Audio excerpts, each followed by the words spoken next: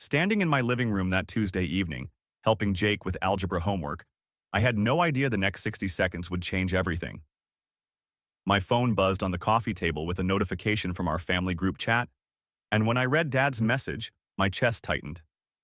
Finalized New Year Bahamas resort booking. Confirmed 8 people total.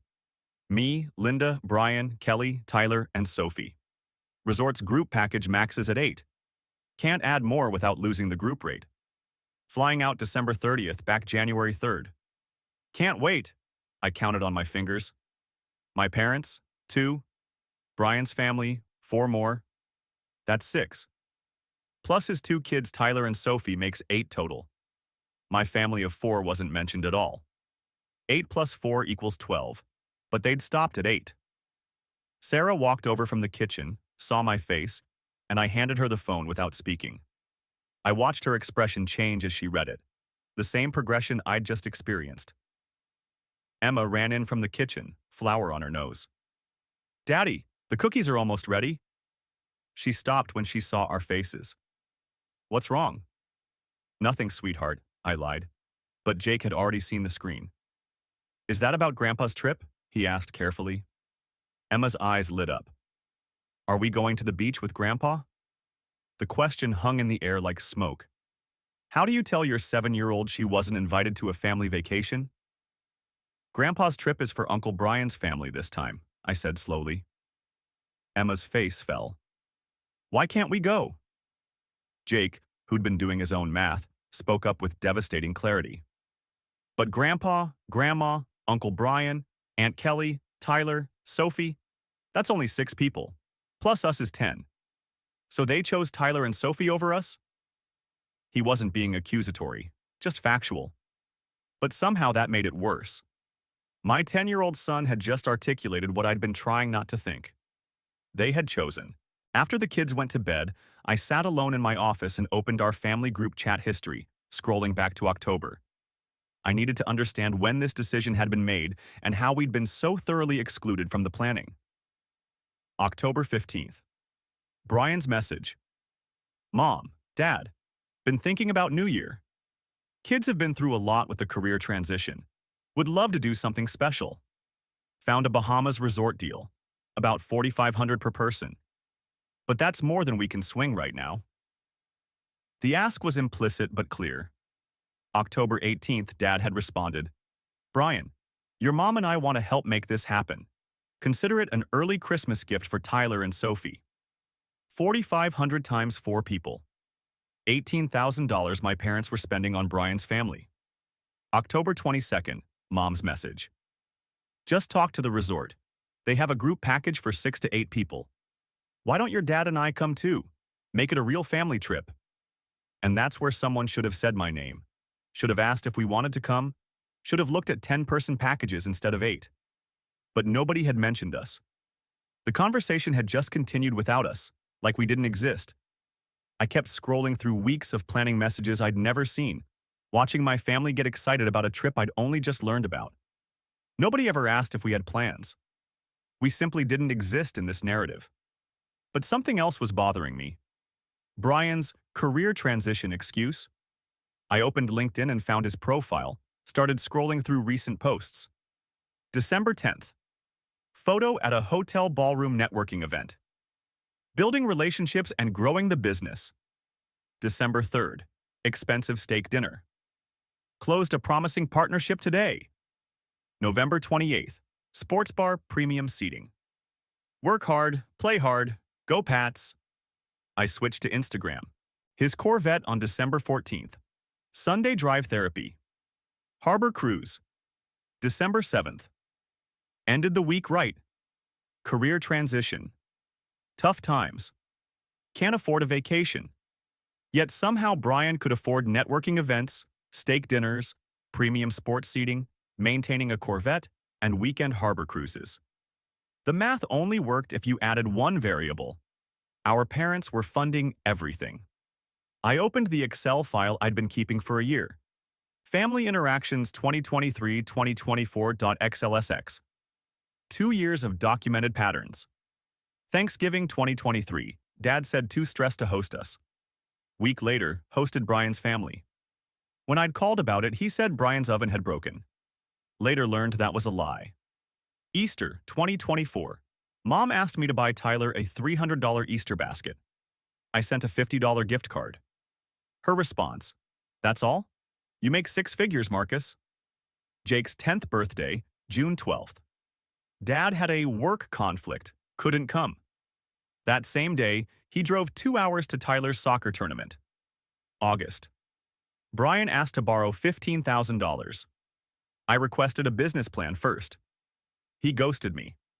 Dad called saying I was making things difficult for family. The pattern was undeniable. Brian's needs first. Always. His kids were the priority. Always. And my family was perpetually in second place, expected to understand and not make waves. Over the next week, I watched the family group chat explode with excitement while I stayed silent. Wednesday, Brian posted, "Tyler watching sea turtle videos nonstop." Mom replied, "Packing sunscreen for our grandbabies." Friday, Kelly shared a photo of Tyler and Sophie in new swimsuits. Mom's response, "My beautiful grandbabies. Can't wait to see them splash." Monday, Brian wrote, "T-7 days.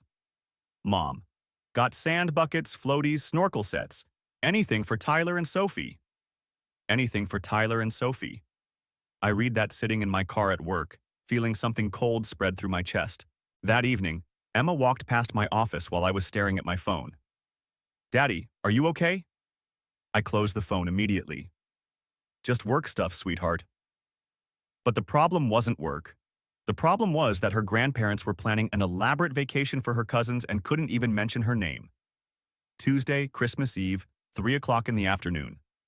Mom sent me a private text. "Marcus, honey, could you water our plants while we're in Bahamas? Key under the mat? You're such a lifesaver.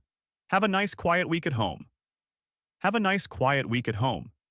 She assumed I'd be available, assumed I had nothing better to do, never asked if I had plans. She just decided. I typed back, "Sure, Mom." Sent it. Put the phone down. Then I sat in silence for 5 minutes, feeling something shift inside me, something cold and clear and certain.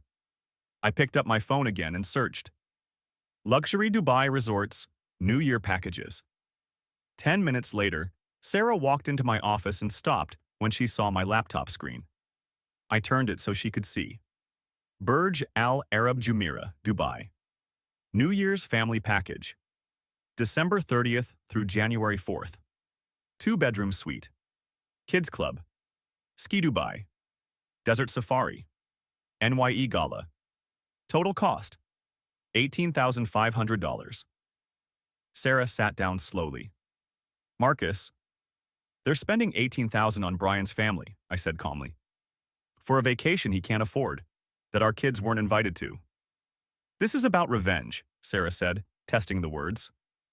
"No, this is about showing Jake and Emma they matter, about teaching them their worth doesn't depend on someone else's arbitrary decision about who gets included." We'd left it there that night, both needing time to think. But Christmas evening, after the kids were asleep, we found ourselves at the kitchen table with the laptop open between us.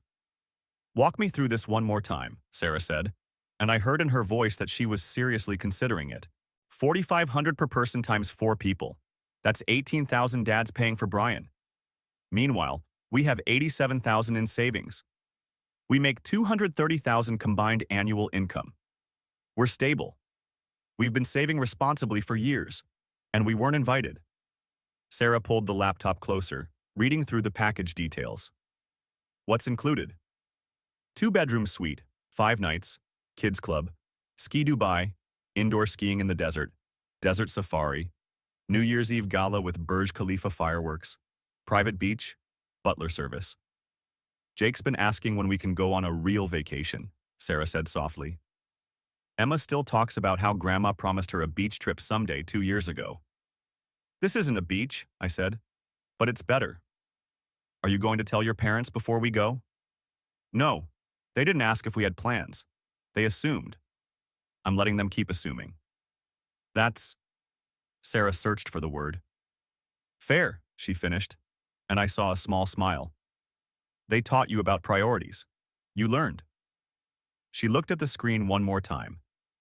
Our kids deserve this. Not because it's expensive, but because we're choosing them first. I moved the cursor to reserve now, hovering there, giving us both one last chance to back away. My phone buzzed. Text from Dad. Marcus, we're leaving Sunday morning. Plant key under the mat. Thanks for helping out while we're making family memories in the Bahamas. Making family memories. I looked at Sarah. She looked at me. Book it, she said, steel in her voice. I clicked the button. The confirmation page appeared. Your extraordinary Dubai experience awaits. Reservation confirmed.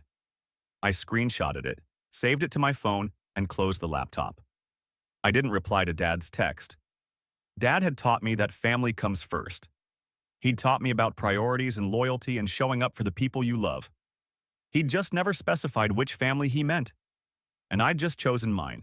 The morning after Christmas, I sat Jake and Emma down at the breakfast table with Sarah beside me, and I watched their faces change from curious to stunned to absolutely ecstatic in the span of about 90 seconds.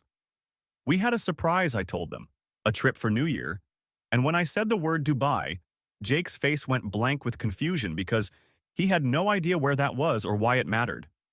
Sarah pulled up photos on her phone, and that's when everything shifted. The Burj Khalifa appeared on the screen, this impossible needle of glass and steel rising into the sky, and Jake's eyes went wide. That's the tallest building in the world, Sarah explained. We're going there. Then she swiped to the next photo, an indoor ski slope with actual snow and penguins, and both kids erupted simultaneously with a single word that came out like a shout. Penguins! The explanation tumbled out quickly after that. 14-hour flight. Middle East. Desert city with indoor skiing and beaches and the tallest building humanity had ever constructed. Jake kept asking questions faster than we could answer them, and Emma was already planning what stuffed animals she'd bring, but then Emma stopped mid-sentence and asked the question I'd been dreading. Can we tell Grandpa and Grandma? I exchanged a quick glance with Sarah before answering. Not yet, sweetheart. This is our family's special surprise, just for us. Why not? Emma pressed. Because 7-year-olds don't understand adult complications, don't grasp the politics of silence and exclusion and calculated responses. Because this is something we're doing together, just the four of us, Sarah said gently, and I heard her choosing each word with care. Jake, who'd been quiet during this exchange, spoke up with a question that showed he understood more than Emma did. So we get our own trip? Like, our own family vacation? Yes, I confirmed, and I watched something settle in his face, some understanding that this wasn't just a vacation. This was a statement, though he probably couldn't articulate exactly what kind of statement it was. The next day we went shopping, and I found myself in kids' clothing stores and outdoor gear shops in a way I hadn't in years, because usually we were careful with money. Usually we compared prices and waited for sales and made practical choices. But that afternoon, when Emma held up a sundress and asked if she could get it, Sarah told her to get two, and Emma's face lit up like we'd just given her the world. At checkout, the total came to $287 for clothes we'd wear for 1 week, and I handed over my credit card without even looking at the receipt, without doing the mental math I usually did about cost per wear, or whether we could find it cheaper online. The sales clerk had asked if we were planning somewhere warm, and when I said Dubai, her face had shown that specific kind of impressed surprise that made me realize we were doing something unusual, something worth being impressed by. Jake had immediately jumped in with enthusiasm. We're going skiing, with penguins. The clerk had laughed and said something about Ski Dubai being incredible, and in that moment, watching my son's excitement about telling a stranger our plans, I felt certain we'd made the right choice. On the drive home, Emma declared it the best surprise ever, and Jake asked one more time if he could tell Grandma, a question I deflected by saying he could tell her after we got there, which seemed to satisfy him even as I knew the real answer was more complicated than that. While we were shopping and planning and packing, the family group chat was exploding with messages I read but never responded to. Saturday morning started early with Mom's message about one more sleep, followed immediately by Brian saying Tyler hadn't slept at all from excitement. The messages came in waves throughout the day, each one a small reminder of the vacation I wasn't invited to, the family memories being planned without us. By afternoon, Brian had posted a photo of their suitcases and beach toys, all packed and ready. And Mom had commented about how spoiled Tyler and Sophie were, though she'd said it with obvious pride rather than criticism. Dad had chimed in with that classic grandparent line about spoiling being what grandparents are for, and I'd read it sitting in my living room while my own kids played upstairs, wondering if he'd ever felt that way about Jake and Emma. Evening brought more of the same. Kelly announced the kids had finally fallen asleep after being too excited to rest. Mom said she might not sleep either.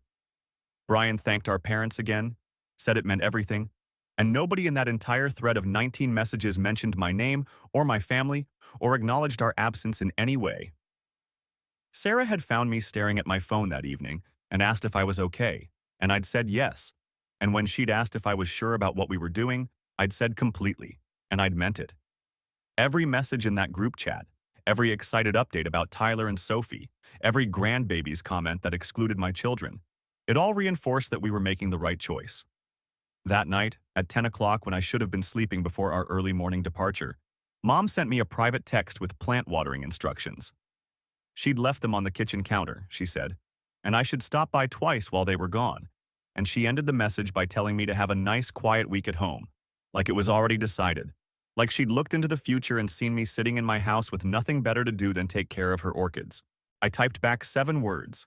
Have a great trip, Mom. I didn't correct her assumption. I didn't mention Dubai or flights or hotels shaped like sails. I just sent those 7 words and put my phone down and felt something settle in my chest, cold and certain and absolutely calm. 24 hours later, we were gone. The alarm went off at 4:30 Sunday morning, and the house was still dark when I started loading suitcases into the SUV. Jake and Emma were sleepy but too excited to complain, bundled into the back seat with travel pillows and blankets, and Sarah drove while I sat in the passenger seat watching Boston wake up around us, knowing that by the time the sun fully rose, we'd be in the air. Logan International at 5:30 in the morning had that strange, quiet energy of people going places, everyone moving with purpose through the terminal. The Emirates check-in counter processed our passports efficiently, and when the agent saw our destination, she'd smiled that professional smile that somehow seemed genuine. Dubai for New Year. You're going to love it. Business class is confirmed. Gate C42. The boarding passes she handed us had gold Emirates logos, and the kids each received amenity kits that they immediately opened, finding sleep masks and socks and coloring books and little toiletries that made them feel like adults getting special treatment. By 6:45, we were in the Emirates Premium Lounge, Jake and Emma at the play area, while Sarah read a magazine and I stood by the windows watching the massive A380 aircraft being prepared for our flight.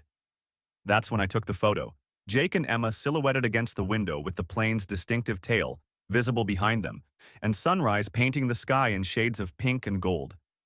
I'd written the caption carefully. Starting a new adventure. Teaching my kids that family creates its own traditions. Hashtags for Family First and Dubai. I'd hovered over the post button for a moment, giving myself one last chance to back out, and Sarah had walked up behind me and asked if I was really doing this. They posted 19 updates about beach trips, I'd said. 19 messages about how excited they were, how special it would be, how much the grandbabies would love it. This is just one post, just one photo of my kids. I'd hit post, made sure the privacy was set to public, and then immediately switched my phone to airplane mode. Sarah had asked if I was going to watch the reactions come in, and I'd told her not for 14 hours because whatever was happening in the family group chat, whatever messages were being sent and panic was setting in, I didn't need to see it until we were already in Dubai, until the decision was irrevocable and complete. The flight itself was everything the website had promised and more.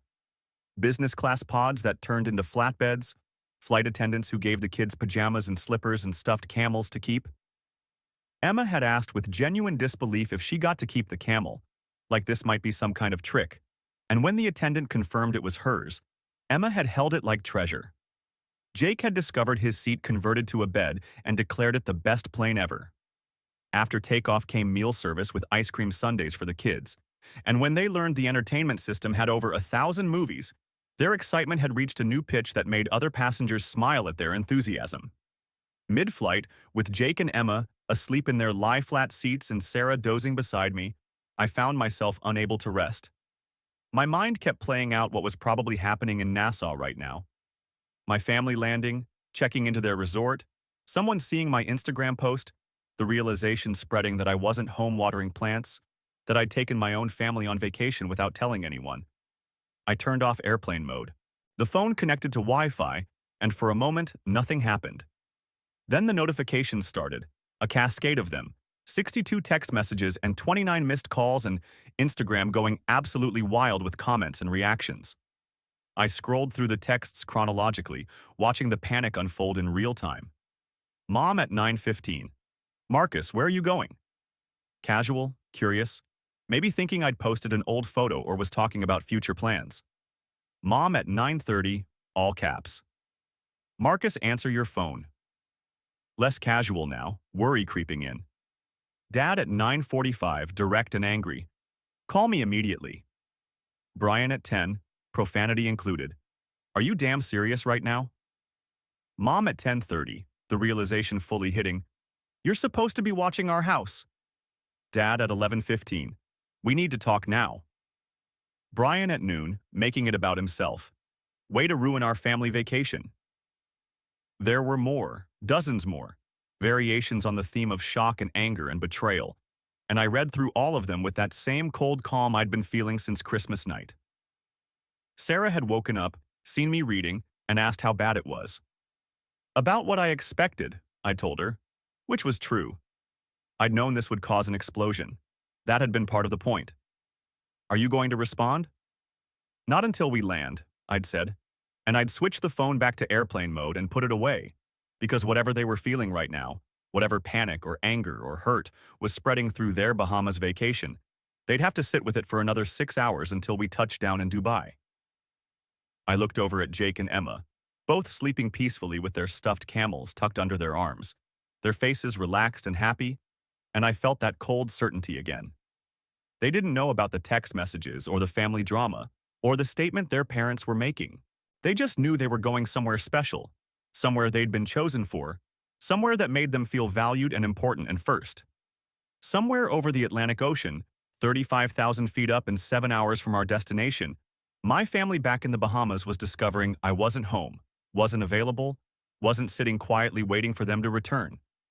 They were learning that exclusion has consequences, that silence can be an answer, that when you don't invite someone to your table, they might just build their own. And I was teaching my kids a lesson my dad had never intended, one about priorities and choices and what it means when you decide who matters most. When you're not invited to the table, you don't beg for a chair. You build your own table. You create your own traditions. You choose your own family, even when that family is the one you already have, the one that's been waiting all along to be chosen first. The plane descended through darkness toward Dubai, and I watched Jake and Emma pressed against their windows as the city revealed itself below us like some kind of circuit board come to life. The skyline sprawled in every direction, highways lit like glowing arteries, and then the Burj Khalifa appeared, this impossible spike of light rising from the desert, LED displays cascading down its sides in patterns that shifted and changed. Emma's face was pure wonder when she turned to me and said it looked like a spaceship city, and I realized she wasn't wrong. Immigration processed our passports efficiently, stamps landing on fresh pages, and when we emerged into the arrivals hall, a driver in a crisp white shirt held a sign with our name and the hotel logo. The drive from the airport took 30 minutes along Sheikh Zayed Road, 8 lanes of highway flanked by skyscrapers that seemed to compete for attention, each one wrapped in LED screens showing advertisements and art and patterns that made the whole city feel alive. Then we turned onto a causeway extending into the Persian Gulf, and the Burj Al Arab appeared ahead of us, that distinctive sail shape I'd seen in photos, but which looked completely different in person, gold and purple lights illuminating its white structure, and Emma asked with genuine disbelief if that was really our hotel. The driver had smiled in the rearview mirror and told us it was the most luxurious hotel in the world, and I'd watched my kids' faces as they processed that information, as they realized this wasn't just a vacation. This was something extraordinary. A man in traditional white kandura greeted us in the lobby with the kind of bow that made it clear this wasn't a normal check-in process.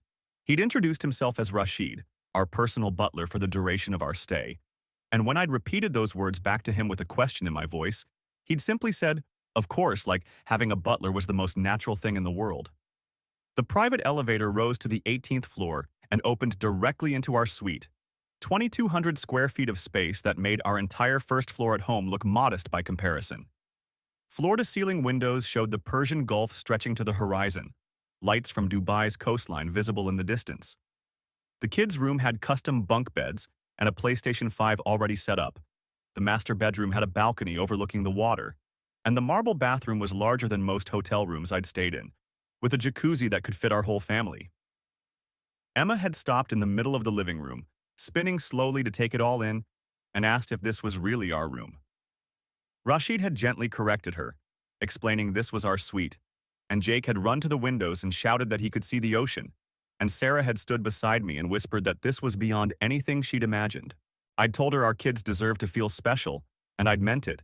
But standing there in that suite with the city lights below us and my family's faces showing pure joy, I'd also felt the weight of what we were doing, the statement we were making, the consequences that were probably already unfolding thousands of miles away. I'd turned my phone off since the flight, keeping it dark and silent while we explored Dubai. But that evening, after the kids had finally crashed from exhaustion and jet lag, I'd powered it on in the bathroom with the door closed. The messages had flooded in immediately, a cascade of notifications that made the phone buzz continuously for almost 30 seconds. Dad at 1 p.m. Eastern Time, all caps. Marcus, where are you? Mom, 15 minutes later. Please tell me you're not in Dubai. Brian at 1:30. You're unbelievable. Dad again at 1:45, threatening to call the police if I didn't respond immediately, which made me actually laugh because what exactly would he report? That his adult son had gone on vacation without permission. I'd shown Sarah the messages, and she'd asked if I was going to call them, and I'd told her tomorrow, because whatever conversation we needed to have could wait until I'd had a full night's sleep and the kids had experienced at least one full day of this trip. I had a different plan for tomorrow morning, and it didn't involve defensive phone calls with my father. The restaurant was called Al Muntaha, which Rashid explained meant the highest in Arabic, and it was located 200 meters above sea level with views that stretched across the Palm Jumeirah and the entire Dubai coastline. Jake and Emma had been stunned into temporary silence by the floor-to-ceiling windows and the way you could see the curvature of the artificial archipelago below us. The French toast arrived with a dusting of what looked like gold glitter, and Jake had poked it suspiciously before asking if the syrup really had gold in it. I'd confirmed it was actual 24-karat gold flakes, edible and completely unnecessary and exactly the kind of excess that made this place what it was. Emma had giggled and declared she was eating gold, and I'd taken a photo of both of them with their golden breakfast and the dramatic window view behind them. The caption had written itself. Breakfast views in Dubai. Teaching the kids they're worth their weight in gold. Sometimes the best family traditions are the ones you create yourself. I'd posted it public, tagged the location, and within 5 minutes had 47 likes and comments from extended family I hadn't heard from in months. Aunt Carol, my mom's sister who'd always been the reasonable one, had commented with enthusiasm about how incredible it looked. Cousin Jennifer wanted to know how we'd ended up in Dubai. Uncle Rob called the Burj Al Arab a bucket list hotel and told me good for us. The support from the extended family was immediate and genuine, and I'd felt something shift in the narrative, felt the story becoming less about my nuclear family's drama and more about something larger. 10 minutes after I posted, my phone rang with Dad's number, and I'd answered it on speaker with the volume low so the kids wouldn't hear, and Sarah had moved closer to listen. His voice had come through tight with anger, asking if I had any idea what I'd done, and I'd kept my voice calm and asked how the Bahamas was treating him. The question had derailed him for a moment before he'd pivoted to demanding where I was and what I was doing there, and I'd given him simple, factual answers that seemed to make him angrier. Dubai. Vacation. Our neighbor Linda was handling the plants. He'd tried to tell me that Mom had assumed I'd be home, and I'd pointed out that she'd assumed without asking, the same way he'd assumed I didn't have New Year plans when he'd booked a trip that excluded my family. That had triggered the space constraints excuse, which gave me the opening I needed. I'd asked if they were really space constraints or priority constraints, and when he'd asked what that meant, I'd laid out the math. 8-person package. Our family of 10. They could have looked at larger packages but chose not to, and when he'd protested that those were more expensive, I'd mentioned our trip cost $18,500, so clearly money wasn't actually the issue. The silence on the other end had lasted maybe 3 seconds before he'd pivoted to calling my behavior inappropriate, saying I was flaunting luxury while Brian struggled. And I'd calmly asked what exactly Brian was struggling with given his social media showed client meetings and expensive dinners. Dad had defended it as networking, and I'd asked with whose money, and the conversation had spiraled from there. He'd insisted this wasn't about Brian, and I'd agreed it was about priorities. He'd claimed they hadn't excluded us, and I'd walked him through the logic of booking for 8 when we were 10. He'd said we should have understood, and I'd told him understanding doesn't mean accepting, and then he'd made the mistake that gave me exactly what I needed. He'd demanded to know why I hadn't told them I was going somewhere, why I hadn't asked if they wanted to come with us, and the absurdity of the question had hung in the air for a moment before I'd asked him to clarify. He'd actually said I should have asked if they wanted to join my trip, and I'd repeated it back to him slowly, making sure I understood correctly, that he thought I should have invited them to a vacation they didn't know I was taking. That's when I delivered the line I'd been building toward, the one that mirrored his own logic back at him. I didn't exclude you, Dad. I just didn't include you. There's a difference. The silence had been longer this time, and when he'd protested that it was the same thing, I'd asked if that was his logic for the Bahamas, and he'd tried to insist it was completely different. I'd asked how. He'd said Brian needed the trip, and I'd countered that my kids needed to feel valued, and we'd both made choices based on our priorities. He'd called me childish, and I'd told him maybe I was, but at least Jake and Emma wouldn't spend their childhood wondering why Grandpa didn't love them. He'd said that wasn't fair, and I'd agreed that excluding them wasn't fair either, and he'd declared we'd be having a serious conversation when they got back, and I'd told him I looked forward to it before hanging up. Sarah had looked at me for a long moment after I'd ended the call, and I'd seen something in her expression that was part concern and part pride, and she'd said one word: brutal. I'd told her it was necessary, and she hadn't disagreed.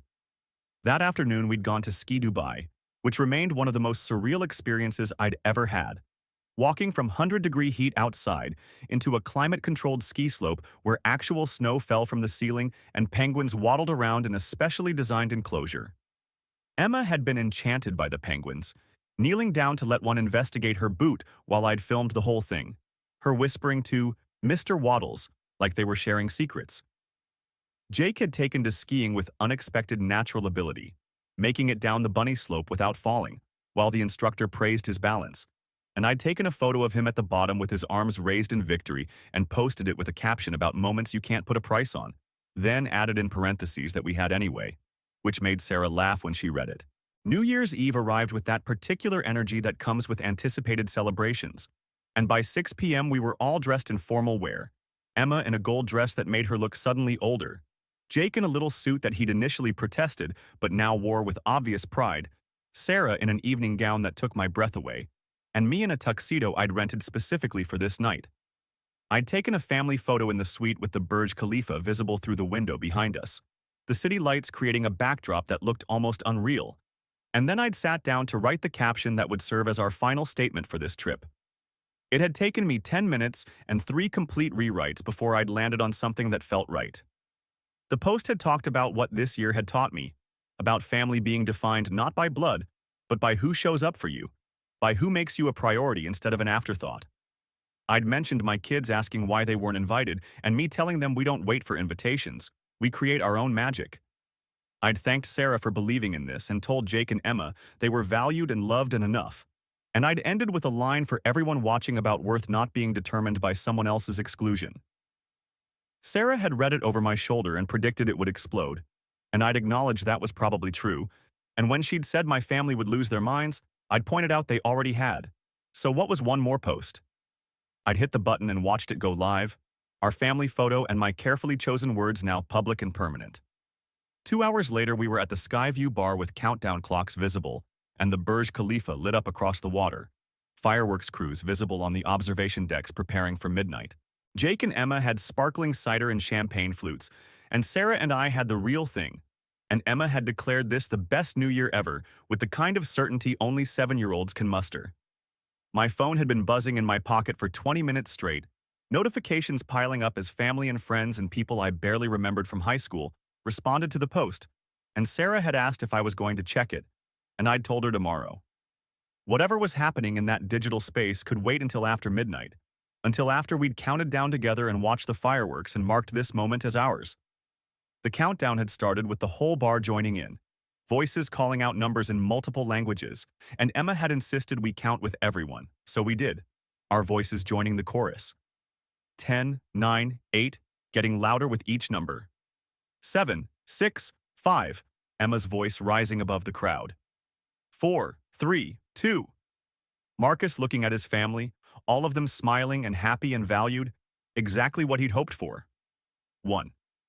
Happy New Year burst from hundreds of throats simultaneously, and the fireworks began, gold and silver explosions cascading down the Burj Khalifa in patterns that seemed choreographed to the music playing through the speakers. My phone continued vibrating in my pocket with messages I wouldn't read until tomorrow, reactions I didn't need to see right now, family drama that could wait while I stood with my actual family and watched the sky light up over Dubai. Dad had taught me that family means sacrifice, and he'd been right about that, I realized. He'd just never specified what you should be willing to sacrifice or who you should be willing to sacrifice it for.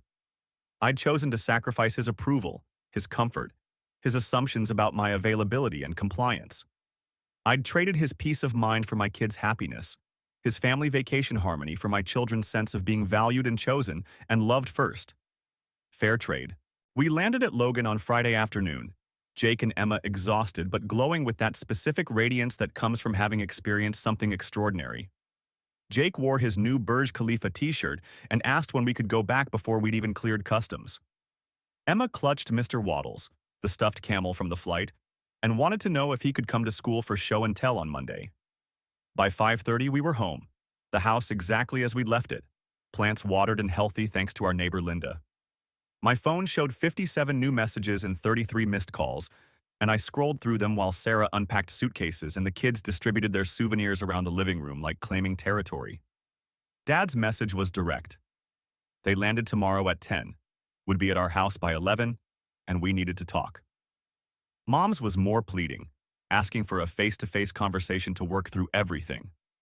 Brian's dripped with resentment, thanking me sarcastically for making their vacation about me. But there was also one from Aunt Carol telling me not to let them guilt me, which I screenshot and saved. Sarah had looked up from the suitcase she was unpacking and asked if I was ready for tomorrow at 11, and I'd said I had 18 hours to prepare, which wasn't nearly enough time but would have to do. They arrived exactly on time, Dad and Mom standing on our doorstep with Bahamas tans and stress lines that hadn't been there before the trip. We'd sent Jake and Emma to Sarah's mother's house because whatever conversation was about to happen wasn't something they needed to witness or carry with them afterward. The living room became a standoff, them on the couch and us in armchairs facing them, Dubai souvenirs visible on the side table like evidence of a crime. Dad started by bringing up my Instagram post, the one about blood not meaning family, and asking how I could make them look like terrible parents to everyone we knew. I'd pointed out that I hadn't mentioned them by name, and Mom had dissolved into tears talking about phone calls from relatives, about Aunt Carol and Uncle Rob and Cousin Jen all asking questions, all implying that maybe there was favoritism in how they treated their grandchildren. When Mom said that Jen had told her it was about time someone stood up to them, I'd agreed quietly that Jen wasn't wrong. That's when Dad had stood up, anger finally breaking through, demanding to know how I dared accuse them of not being supportive. I'd started listing dates and events, each one a data point in a pattern they'd been denying. Jake's birthday in June when Dad had work, but actually went to Tyler's tournament. Thanksgiving 2023 when they were too stressed to host us, but hosted Brian the following week. Easter when Mom had demanded I buy an expensive gift for Tyler and called me selfish when I didn't spend enough. Dad had tried to defend each incident individually, but I'd kept going, adding them up, showing how they formed a pattern that was impossible to deny when you looked at it all together. He'd called me selfish, said this Dubai trip proved it, and I'd asked what the difference was between me spending $18,000 on my family and him spending $18,000 on Brian's. The front door had opened then without a knock, and Brian and Kelly had walked in like they owned the place. Brian had started with an insult, calling me Mr. Big Shot, and I'd calmly pointed out that I hadn't known they were invited to this conversation. Dad had said we were handling it as family, which apparently now included Brian and Kelly but had excluded my kids from the Bahamas trip. Brian had attacked the money issue, incredulous that I'd spent so much to make a point, and I'd turned it back on him by asking about the disconnect between his claims of financial struggle and his social media posts showing expensive networking events and harbor cruises. When he'd tried to explain it as business networking, I'd asked him to name a single client. He'd stammered about confidentiality, but we both knew he had no clients, no business, just parents who kept funding a lifestyle he couldn't afford. Kelly had accused me of investigating them, and I'd clarified that I'd simply looked at public posts they'd chosen to share with the world. Mom had tried to redirect by saying this wasn't about money, and I disagreed, saying it had always been about money, about resources, about who got priority and who got leftovers. I'd pulled out printed copies of the timeline I'd been keeping, 2 years of documented interactions, and I'd started reading through the pattern. Each incident on its own could be explained away, but taken together they showed unmistakable favoritism. Brian's needs always came first. His children were always the priority, and mine were treated like backups, like secondary grandchildren who only mattered when the primary ones weren't available. Mom had been crying through most of this, insisting it wasn't true, but then I'd said the thing that made her sob outright. Emma had asked me why Grandma didn't love her as much as Tyler and Sophie. She'd asked at 7 years old, in that direct way children have before they learn to hide their hurt, and I still didn't have a good answer for her. Dad had tried to regain control by demanding an apology, saying I'd embarrassed the family with my Instagram posts and needed to delete them and make this right. I'd refused, saying I wouldn't apologize for showing my kids they mattered, for teaching them their worth wasn't dependent on someone else's approval. Brian had accused me of tearing the family apart, which had made me laugh without humor. I'd asked where he'd been for Jake's school play, for Emma's dance recital, for any of the moments that mattered to my kids. I'd brought up Christmas when Mom had sent Tyler $200 in gifts and Emma a $20 gift card, and Mom had said she didn't remember that, proving my point that she didn't pay attention to my children at all. Dad had delivered an ultimatum then, telling me to delete the post and apologize, or I wouldn't be part of the family anymore. The words had hung in the air for a moment, and I'd been about to respond when Sarah had stood up, her voice clear and firm. She'd told them that if that was the choice, we'd choose not being part of this family. She'd talked about how Jake and Emma had the best week of their lives in Dubai, how they'd felt valued and important, how Emma had said she wished every day could be like that, not because of the luxury but because she'd felt like she mattered. Sarah had said that if they couldn't see how their behavior had consequences, we didn't need this kind of family in our lives. I'd stood then too, and I'd told Dad that he'd been right about family coming first. I just chose to prioritize my family, Sarah and Jake and Emma, over his comfort or approval. I'd said he'd taught me that priorities matter, and I was prioritizing my children's emotional health. They were welcome to be part of our lives, but on equal terms, no more favoritism, no more excuses. Dad had told me I was making a huge mistake, and I'd agreed I might be, but it was my mistake to make. I'd opened the front door, making it clear the conversation was over. And when Mom had tried to plead with me, I told her gently that I loved her, but I loved my kids more, and I wouldn't let them grow up thinking they were second-class grandchildren. They'd left slowly, Mom crying, Dad silent with anger, Brian glaring at me like I'd personally wronged him. When the door closed behind them, Sarah had asked if I was okay, and I'd realized with some surprise that I was, that I felt lighter somehow, like I'd been carrying weight I didn't realize was there until I'd set it down. 3 months passed before things started to shift. Dad and I didn't speak for 6 weeks, a silence that felt both necessary and painful. Then Mom had called saying she'd been thinking about Emma's question, about why the trips and attention weren't equal, and she'd admitted she didn't have a good answer that justified the imbalance. Week 8, Dad had called with something that wasn't quite an apology but was close enough for him. He'd said maybe they should have handled things differently, which was his way of admitting fault without using the words, "I'm sorry." I'd accepted it because I knew that was as close as he'd get. Brian maintained radio silence, but through Aunt Carol I'd heard he'd finally gotten a job, entry-level marketing at $45,000 a year, and Dad had cut off the monthly payments that had been supporting his family. Apparently, tough love worked in both directions when properly applied. Week 12, Mom had asked if she could take Jake and Emma to the zoo, just them, without Tyler or Sophie, without making it a group grandchildren event. I'd said yes, and she'd spent the whole day with them individually, and Emma had come home glowing, saying Grandma had told her she was special. Small steps, but steps in the right direction. Sarah and I had booked Tokyo for spring break. Just our family, another international trip that we'd invite my parents to, and they'd decline, saying they needed time to think about things.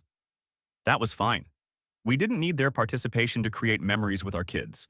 Sitting at my laptop one April evening with Jake and Emma looking over my shoulder, I was creating a photo album from the Dubai trip, selecting the best images and organizing them into a story about choosing your family and creating your own traditions. Jake had asked if we could really go back next year, and I'd told him absolutely that we were making it a tradition. Emma had asked if Grandma and Grandpa could come, and I'd paused before answering honestly. Maybe, I'd said, if they could remember that she and Jake were just as important as their cousins. Emma had asked what would happen if they didn't remember, and I'd told her that we'd have an amazing trip anyway, that our happiness didn't depend on anyone else's approval or participation. She'd nodded, satisfied with that answer in the way that showed she was learning the lesson I'd been trying to teach. That worth comes from within, from the people who choose you and prioritize you, not from chasing validation from people who've already shown you where their priorities lie. I'd saved the album with the file name ourfamilytraditions.pdf, the word our, in all caps for emphasis, because Dad had wanted to teach me about family obligations and he'd succeeded, just not in the way he'd intended. I'd learned that sometimes loving your kids means setting boundaries with everyone else, including your own parents. I'd learned that financial stability isn't a reason to accept emotional poverty, that you can afford to both save responsibly and spend on experiences that matter. And I'd learned that the best revenge isn't cruelty or retaliation or making people hurt the way they hurt you. The best revenge is living well, choosing joy, prioritizing the people who matter, and yes, posting about it publicly so that everyone can see what happens when you decide your children's happiness matters more than keeping peace with people who've shown you repeatedly that you're not their priority. We were going back to Dubai next New Year. This time it was tradition.